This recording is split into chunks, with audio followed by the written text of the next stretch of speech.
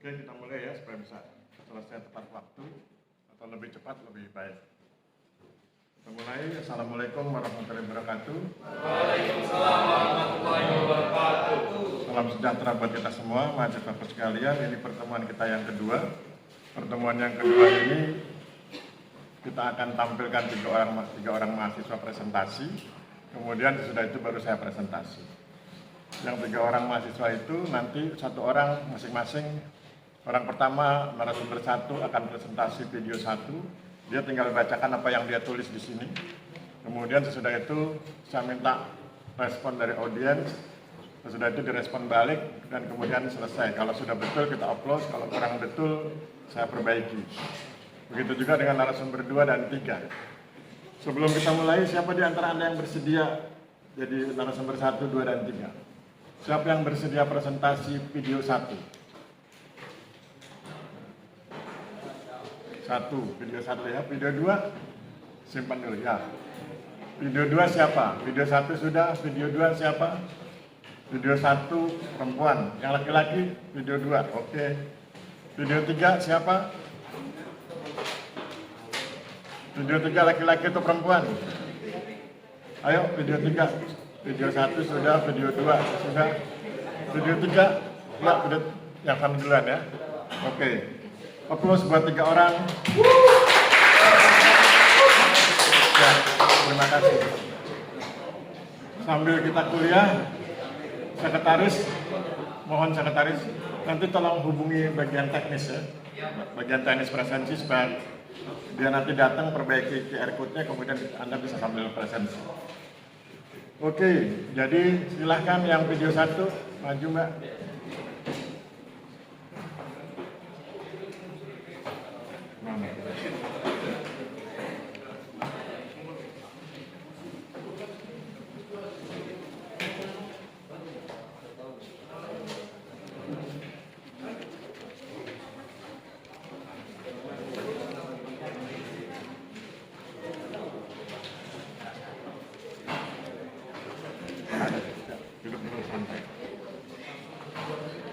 Ayo yang belum menyerahkan tugas. Oke ya, jadi ya, dalam diskusi ini saya bertindak sebagai moderator. Narasumbernya beliau. Ya, nanti sesudah saya beri kesempatan beliau presentasi, beliau akan presentasi. Beliau presentasi mohon perhatikan. Kemudian Anda catat bagian yang penting untuk nanti kemudian ditanyakan ya.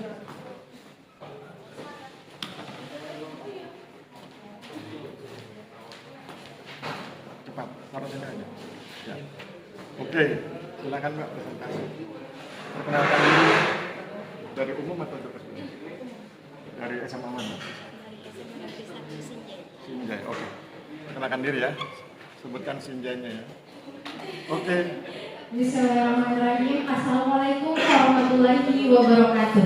Waalaikumsalam warahmatullahi wabarakatuh. Selamat pagi Pak, selamat pagi rekan-rekan semua. Terima kasih atas kesempatan yang diberikan kepada saya. Perkenalkan, nama saya Anissa Inayatul Aini, nomor induk Taruna 2332 4704. Asal sekolah dari SMA Negeri 1 Sinjai, Provinsi Sulawesi Selatan. Ya, aplaus buat Sinjai. Nah, baik, pada kesempatan ini saya akan mempresentasikan hasil kerja saya terkait dengan video 1, yaitu berjudul Relasi Kuasa dalam Strategi Pertanahan di Desa Prigelat, di mana buku ini diterbitkan oleh STPN Press tahun 2016. Di dalam buku ini diungkapkan pelaksanaan kewajiban masyarakat yang berupaya mengelola tanah di desanya untuk mendapatkan haknya berupa kesejahteraan. Nah, adapun 5 poin hak dan kewajiban warga negara dalam buku tersebut, yaitu yang pertama, berkontribusi dalam meningkatkan tatanan kehidupan bersama yang lebih berkeadilan dalam kaitannya dengan pemanfaatan, penggunaan, dan kepemilikan tanah. Yang kedua, berkontribusi dalam menjamin keberlanjutan sistem kemasyarakatan, kebangsaan, dan kenegaraan Indonesia. Dengan cara memberikan akses seluas-luasnya kepada generasi yang akan datang pada sumber-sumber ekonomi masyarakat, terutama pada tanah. Yang ketiga, pemberian hak garap atas tanah sekitar 1/6 bagi petani yang tidak mempunyai tanah, sehingga membentuk harmoni antar desa, terutama antara pemilik tanah desa dengan petani yang tidak memiliki tanah sawah. Yang keempat, pemilik tanah bersedia memenuhi ketentuan peraturan di Desa Prigelan berdasarkan Peraturan Nomor 140/03/2013 yang berisi larangan menjual bidang tanah di Desa Prigelan kepada orang yang bukan warga atau penduduk asli di Desa Prigelan tersebut. Yang terakhir atau yang kelima, gabungan kelompok tani mendukung strategi pemanfaatan tanah berupa optimalisasi bidang-bidang tanah bagi usaha tanaman padi dan kedelai yang hasilnya untuk para petani sendiri. Sekian yang dapat saya sampaikan, Pak. Mohon maaf apabila ada kesalahan. Saya akhiri. Assalamualaikum warahmatullahi wabarakatuh. Pegang aja mikrofonnya. Oke, siapa di antara Anda yang berkenan berkomentar, bertanya, menambahkan atau mengurangi? Ya, silakan Mas. Berdiri dulu. Perkenalkan, nama saya Muhammad Ranadis Susetio, NIT 23324739. Saya ingin bertanya. Tadi disebutkan bahwa di dalam Desa Prigelan, penguasa yang memiliki tanah wajib memberikan 1/6 bagian dari tanah tersebut kepada petani yang tidak mempunyai hak garap tanah. Yang saya tanyakan, apa sih timbal baliknya? Apakah para yang mempunyai tanah itu hanya memberikan saja, tidak mempunyai timbal balik dari petani tersebut, atau bagaimana? Nah, Oke. menurut saya Sebentar, jangan langsung dijawab, serahkan moderator dulu ya. Sesudah itu baru saya persilakan menjawab. Silakan Mbak jawab. Ya. nah, menurut dari video yang saya dengarkan, di situ pemberian hak garap atas tanah itu dibagikan untuk kan di sini tujuan dari relasi kuasa ini untuk strategi petani untuk mensejahterakan masyarakat atau petani di Desa Prigelan. Nah, dengan pembagian hak garap tersebut bisa mensejahterakan petani yang tidak memiliki hak atas tanah. Nah, dengan penghasilan atau dari tanah tersebut bisa dijadikan penghasilan dari tanah tersebut bisa mencukupi kebutuhan dari masyarakat atau petani yang ada di Desa Prigelan tersebut. Jadi intinya di sini dia itu memberikan hak garap tanahnya itu sesuai dengan peraturan, karena dari dia tidak semena-mena memberikan tanah tersebut karena itu udah termasuk ke dalam peraturan dari pemerintah desa di Desa Prigelan tersebut, atau dengan nama lain sih seperti strategi atau yang kayak program kerja lah dari pemerintah desa tersebut. Nah, di mana tujuannya itu untuk mensejahterakan masyarakatnya sendiri. Mungkin sekian yang bisa saya jawab. Oke, saya jelaskan ya. Tadi kan pertanyaan beliau, apa kompensasinya bagi pemilik tanah luas yang telah mengikhlaskan sebagian hak garapnya diserahkan kepada masyarakat yang tidak punya tanah? Apa kompensasinya? Nah, untuk bisa menjawab, silakan yang baru datang silakan masuk. Untuk bisa menjawab apa kompensasinya, saya ingin jelaskan apa kewajibannya bagi mereka yang mendapatkan hak garap, gitu ya. Jadi satu kepala keluarga yang tidak memiliki tanah melalui program ini mendapat hak garap atas tanah seluas 60 ubin. 60 ubin itu satu ubin 14 meter persegi, jadi Anda tinggal ngitung ya, 60 kali 14 meter persegi. Kemudian ada kewajibannya, ada dua kewajiban penting dari mereka yang memperoleh hak garap, yaitu pertama kewajiban jaga malam. Jadi di desa itu ada kewajiban jaga malam, siskamling begitu, dan para yang memperoleh hak garap itu wajib itu. Jadi kalau misalnya ada 76 orang itu dibagi menjadi 7 kelompok, sehingga dari Senin sampai kemudian Senin lagi selalu ada petugas jaga malamnya. Itu kewajiban pertama. Kewajiban kedua, kewajiban kerja bakti bagi yang penerima hak garap. Kerja bakti itu berarti memperbaiki jalan, memperbaiki saluran air, dan hal-hal lain yang berkaitan dengan kepentingan umum. Itu kewajibannya. Nah, dengan kewajiban seperti itu, maka timbal baliknya adalah pemilik tanah yang luas tadi itu, yang telah menyerahkan hak garapnya, itu tidak memiliki kewajiban itu. Jadi yang memperoleh hak garap punya kewajiban jaga malam dan kerja bakti, yang ini enggak.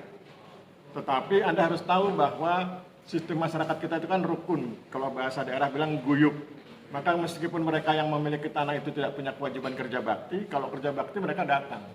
Karena mereka ingin sama-sama makan di pinggir jalan dan segala macam, ya rukun. Suasananya kan rukun seperti itu.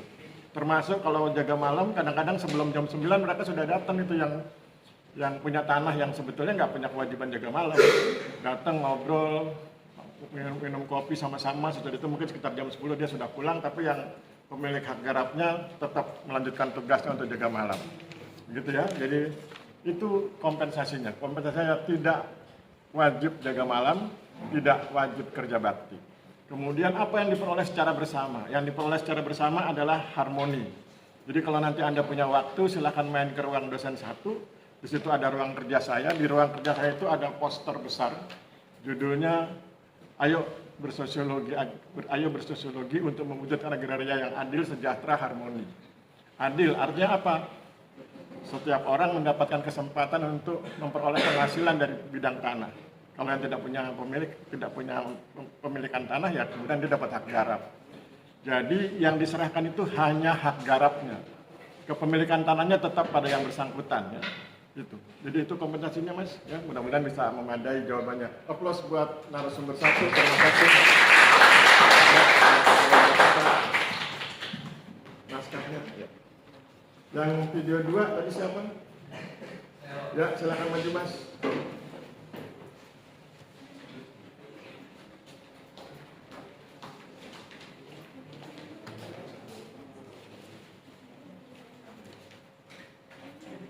Jadi kita belajar tentang kewarganegaraan dalam praktek.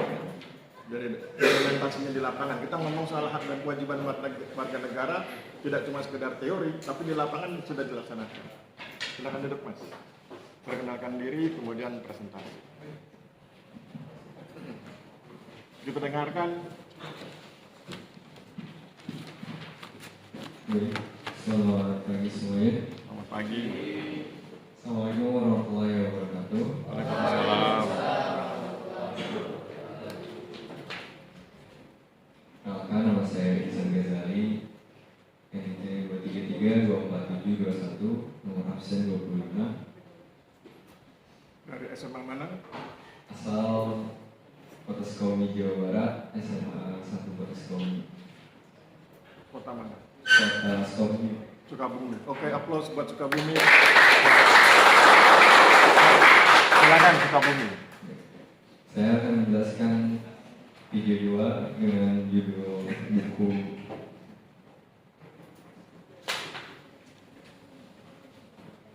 Eksplorasi Peran Aktor Pertanahan di Kabupaten Ponorogo yang dijelaskan kembali oleh Mbak Amalia Salsahat ini.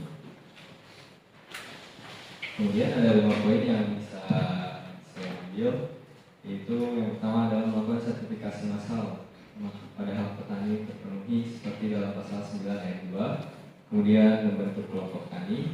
Yang ketiga ada pemerintah menjalin hubungan masyarakat dan petani, kemudian memberi perhatian kepada petani dan memberdayakannya di bidang pertanahan. Yang keempat ada kantor pertanahan Ponorogo yang selalu semangat melayani dan siap sedia membantu masyarakat. Dan yang terakhir adalah mendapatkan kepastian hukum. Baik, itu hal singkat yang bisa saya berikan. Bila ada pertanyaan, dipersilakan. Serahkan kepada moderator ya. Oh. Ya. Sudah selesai presentasinya? Oke. Terlalu cepat sepertinya. Kalau gitu kita perdalam. Dari video itu apa yang menurut Anda paling urgen, narasumber 2? Dari video itu apa yang menurut narasumber 2 paling urgen? Paling penting? Tentang hubungan antara komunitas serta masyarakat dan petani. Antara siapa? Antara pemerintah Kabupaten Ponorogo Dengan? masyarakat petani. hubungan antara pemerintah Kabupaten Ponorogo dengan petani. Oke ya, kalau Anda perhatikan, siapa di antara Anda yang sudah pernah baca bukunya? Selain kalau videonya kan wajib ya. Kalau siapa yang sudah pernah baca bukunya? Judul bukunya itu Restorasi Peran Aktor Pertanahan. Restorasi bukan restoran ya. Kalau restoran makan-makan ya. Tapi kalau di kereta api itu ada restorasi juga, isinya makan-makan juga. Kalau restorasi ini artinya pemulihan ya, dipulihkan.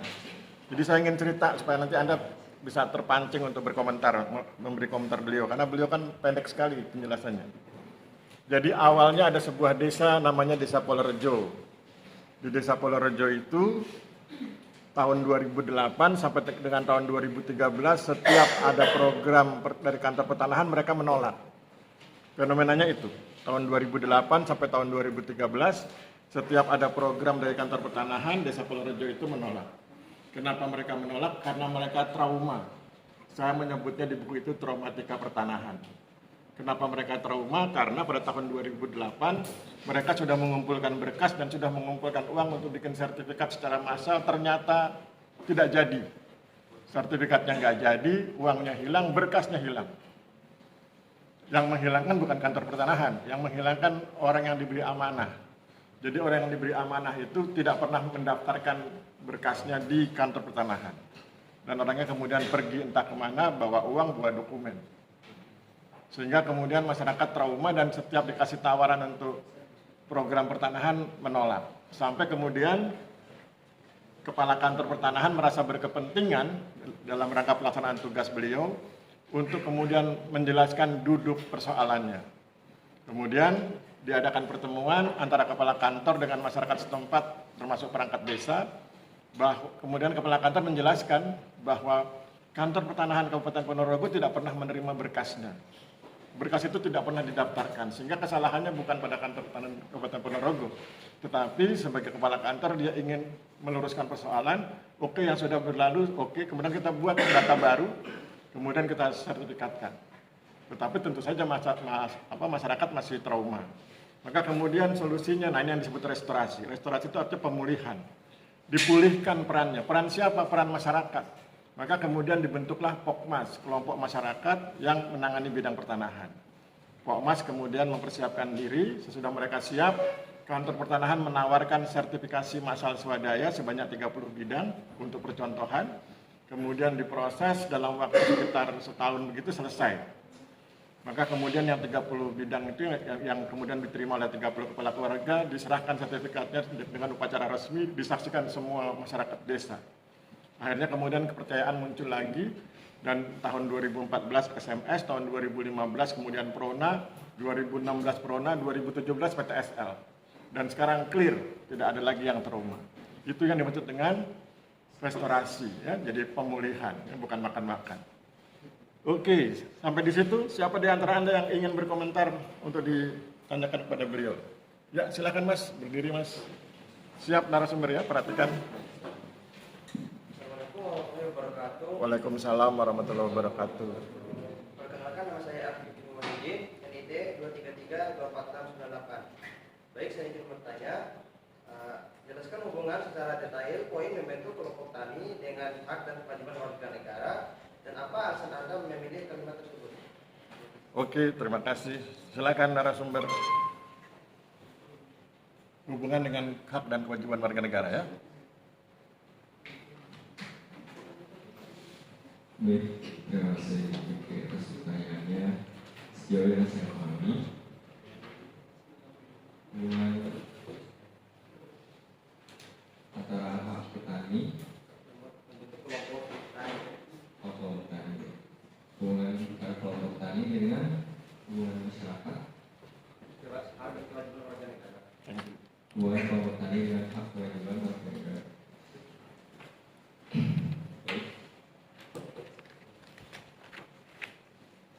Mengapa harus diadakan kelompok tani? Karena dari kelompok tani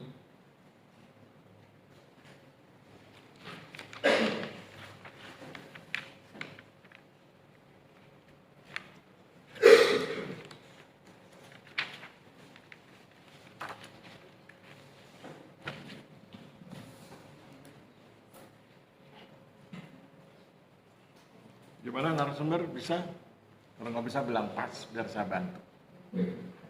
Oke. Pas? Pas. Oke. Mari saya dudukkan persoalannya dengan lebih detail ya. Hak dan kewajiban warga negara.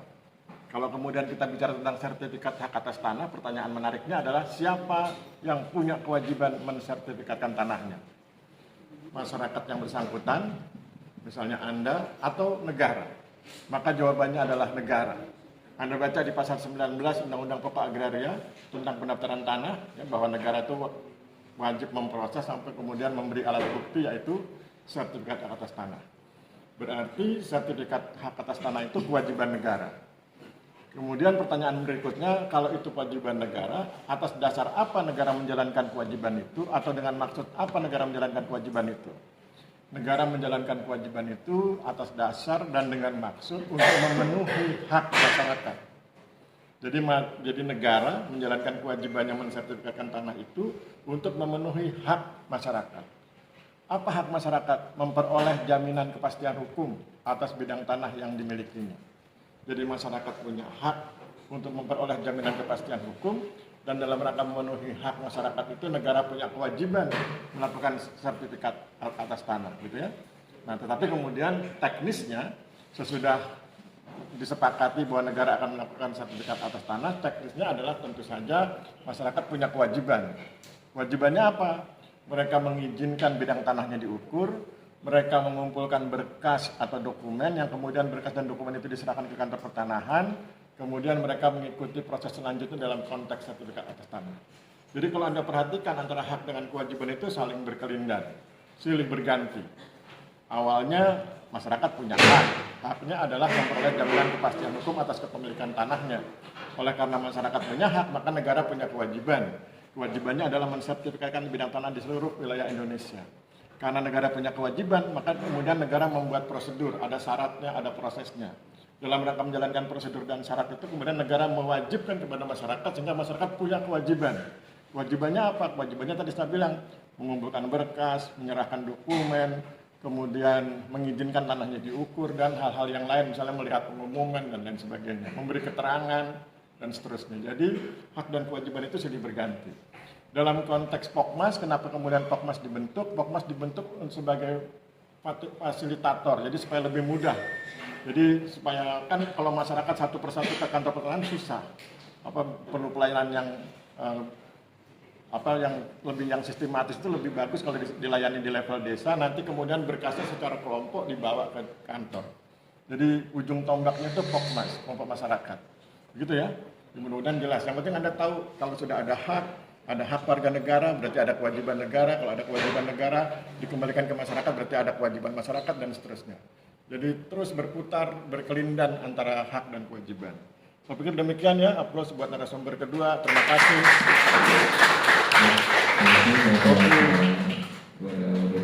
Ya. Naskahnya Mas. Oke, yang ketiga tadi siapa? Oh ya. Naskahnya ada di sini. Oh sudah. Oh, masih diserahkan nanti sambil lagi. Ya. Silakan presentasi kita dengarkan ya. Narasumber 3 terakhir. Ya. Baik. Assalamualaikum warahmatullahi wabarakatuh. Waalaikumsalam warahmatullahi wabarakatuh.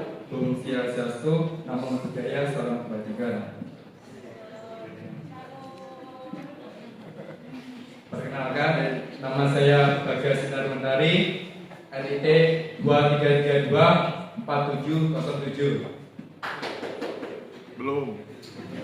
SMA-nya mana? SMA. Dari Kota Blitar, Jawa Timur. Oke, Blitar. Aplaus buat Blitar ya. Oke, Blitar. Baik, saya akan menyebutkan 5 poin penting yang relevan dengan hak dan kewajiban warga negara. Yang terdapat pada video 3 dengan judul Tanah Hutan Rakyat instrumen kesejahteraan dan konservasi di Desa Kalimedong. Poin yang pertama adalah masyarakat memiliki hak dan kewajiban untuk mengelola tanah yang sudah bersertifikat dan legal dalam hukum untuk meningkatkan kesejahteraan. Poin yang kedua, masyarakat memiliki hak dan kewajiban untuk berupaya mengelola tanah, hutan rakyat, hutan negara, dan melakukan pemeliharaan tanah. Poin yang ketiga, masyarakat di Desa Kalimedong perlu berubah baik dari berpikir, bersikap, dan bertindak untuk mencegah kemiskinan dan meningkatkan kesejahteraan sebagai hak dan kewajibannya sebagai warga negara. Poin yang keempat, masyarakat memiliki hak dan kewajiban untuk memperoleh pekerjaan sebagai buruh hutan untuk mengelola tanah hutan tersebut. Poin yang kelima, peran dari LMDH yang berhasil untuk meningkatkan kesejahteraan rakyat dan mencegah kerusakan hutan yang terjadi di hutan rakyat maupun hutan negara sebagai hak dan kewajibannya kepada masyarakat. Sekian itu saja yang dapat saya sampaikan. Apakah ada pertanyaan? Silakan ke moderator. Oke ya, silakan. Siapa di antara Anda yang berkenan bertanya? Berkenan bertanya, komentar. Ya, silakan Mbak. Berdiri Mbak. Baik, terima kasih atas kesempatan yang diberikan. Langsung saja pertanyaan saya itu, pertama dijelaskan tadi 5 poin itu, saya mengambil kesimpulan bahwa semuanya itu terkait dengan kesejahteraan masyarakat. Nah, mungkin bisa dijelaskan bagaimana bentuk yang dilakukan atau upaya yang dilakukan dengan adanya tanah hutan rakyat itu yang membuat masyarakat itu menjadi sejahtera. Mungkin bisa dijelaskan upaya apa yang dilakukan entah pemerintah atau masyarakat sendiri untuk menyejahterakan dirinya sendiri. Terima kasih. Oke, terima kasih. Silakan. Baik, pertanyaannya sangat bagus sekali.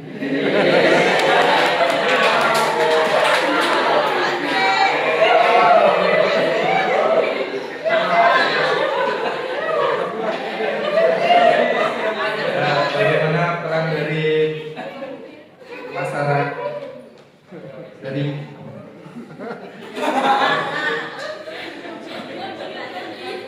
dari masyarakat ya agar bisa mendapatkan kesejahteraan? Ya, apa yang dilakukan?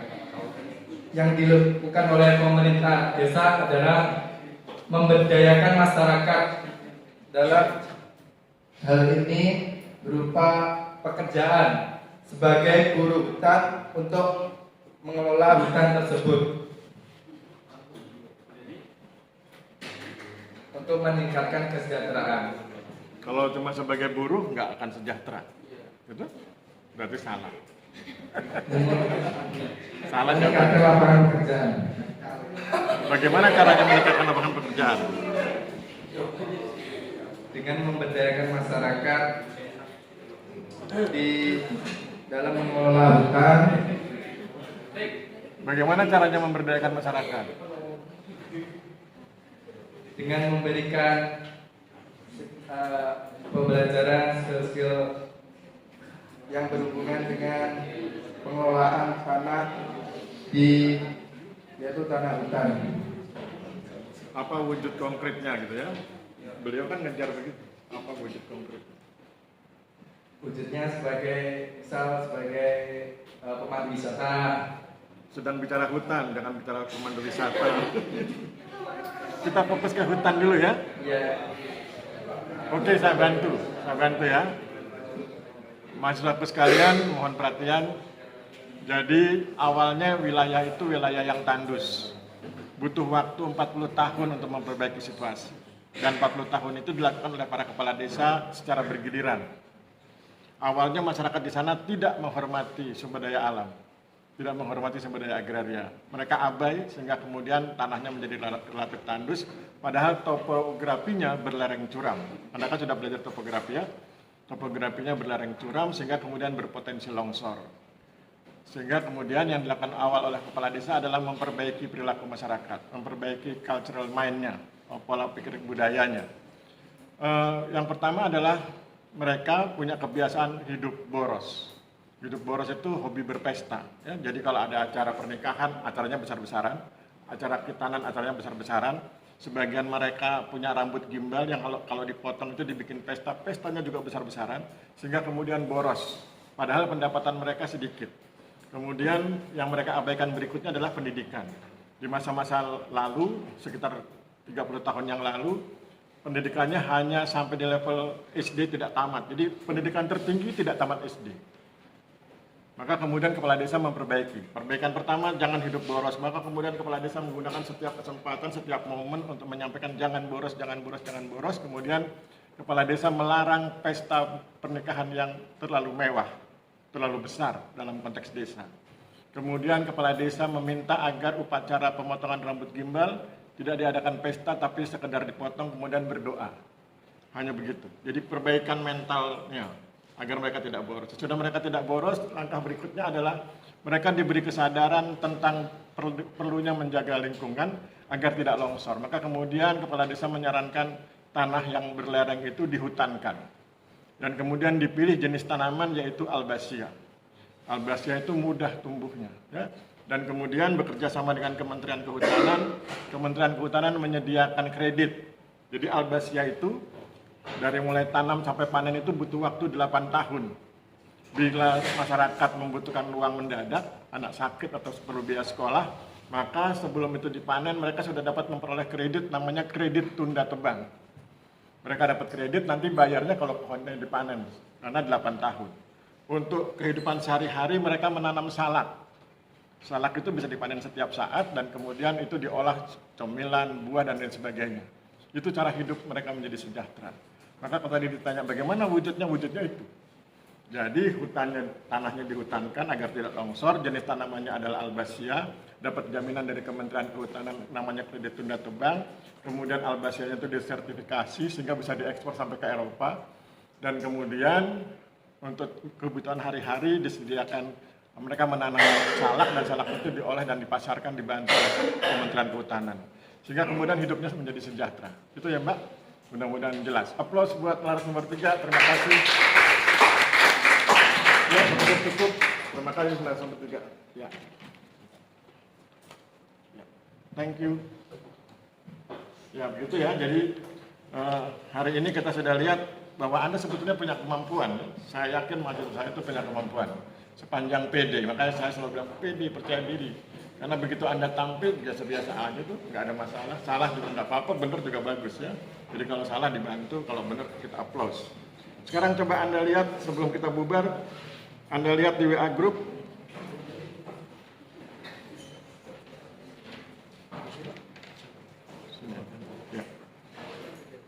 Di WA Group di bagian atas itu sebelum foto buku ada tulisan saya dengan judul hak dan kewajiban warga negara ya. Anda lihat hak dan kewajiban warga negara itu bicara tentang hak. Pertama hak asasi manusia. Kalau tentang hak asasi manusia ada undang-undangnya. Kemudian Anda juga harus tahu bahwa hak asasi manusia seseorang dibatasi oleh hak asasi manusia orang lain. Jadi kalau Anda misalnya di kos itu Anda satu kamar berdua, maka kalau Anda sedang tidur nyenyak, kawan Anda satu kamar nggak boleh kemudian setel lagu disco. Ya, nanti Anda nggak bisa tidur. Kemudian ada hak politik. Hak politik itu yang nanti di tahun 2024 terasa oleh Anda ya. Kemudian hak sosial ekonomi, hak untuk memperoleh kesejahteraan dan lain-lain. Ada lagi hak hukum, bahwa kita setara dalam hukum dan pemerintahan. Itu bicara tentang hak. Bicara tentang kewajiban, saya hanya bagi 2. Yaitu wajib memiliki tanggung jawab terhadap negara, termasuk masalah hukum dan lain sebagainya. Kemudian yang poin berikut, wajib berpartisipasi dalam proses demokrasi. Itu. Kemudian saya ingin bagikan ke Anda PowerPoint.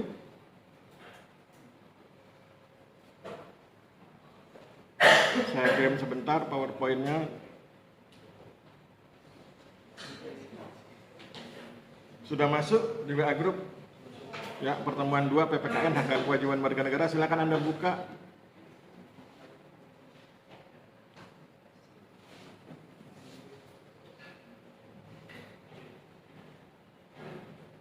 Silakan Anda buka, itu slide pertama judulnya itu pendidikan kewarganegaraan, hak dan kewajiban warga negara.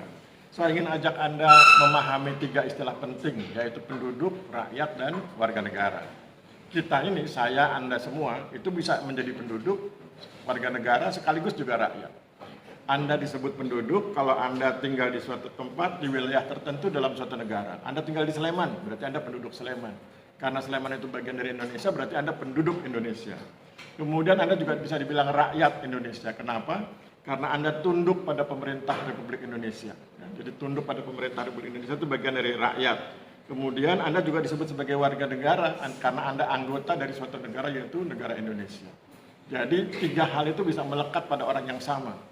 Komkes, yang ada sekretaris ya. Sekretaris itu adalah penduduk, kemudian warga negara sekaligus rakyat. Sama seperti begini, kalau ada seorang laki-laki, dia adalah ayah sekaligus suami, gitu ya. Dan mungkin dia juga mahasiswa karena dia sambil kuliah, gitu ya. Jadi bisa melekat pada orang yang sama beberapa atribut. Kemudian yang lain nanti Anda baca sendiri.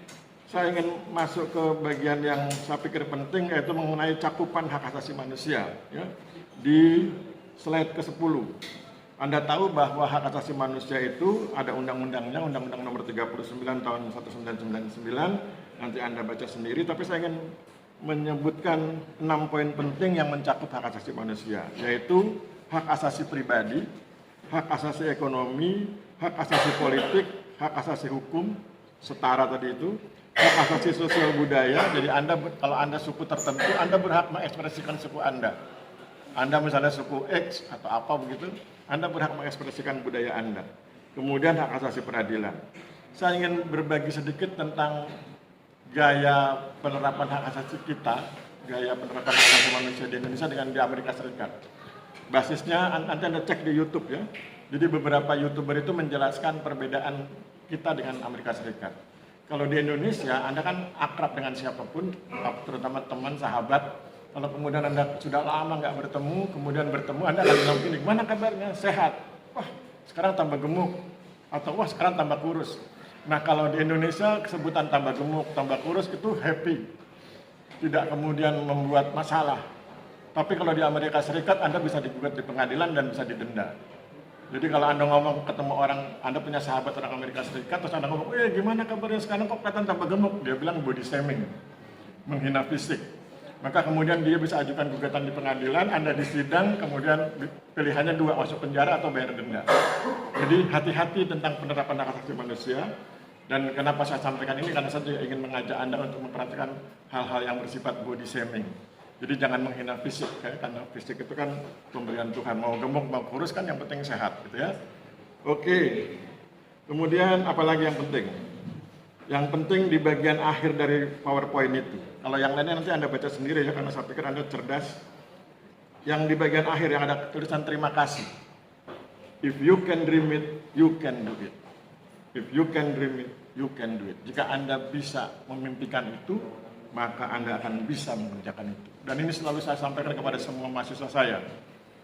Kalau Anda bisa bermimpi menjadi Kakanwil, Kepala Kantor Wilayah BPN, kalau Anda bisa bermimpi menjadi Kakanta, Kepala Kantor Pertanahan, kalau saya bisa bermimpi jadi dosen ketika saya hanya petugas fotokopi, maka kita atau Anda akan bisa melakukan itu. Yang penting lakukan 2 hal, hubungi Tuhan dengan sebaik-baiknya, jaga hubungan dengan beliau sesuai dengan agama Anda masing-masing, kemudian kerjakan segala sesuatu yang mengarah pada kebaikan. Insya Allah berkah, gitu ya. Oke, ada pertanyaan sebelum kita bubar? Biasanya nggak ada. 20 tahun jadi dosen langsung hafal ya, karena Anda sudah terbayang wajah ibu kantin ya. Oke, saya pikir kita akhiri. Wabillahi taufik wal hidayah. Wassalamualaikum warahmatullahi wabarakatuh.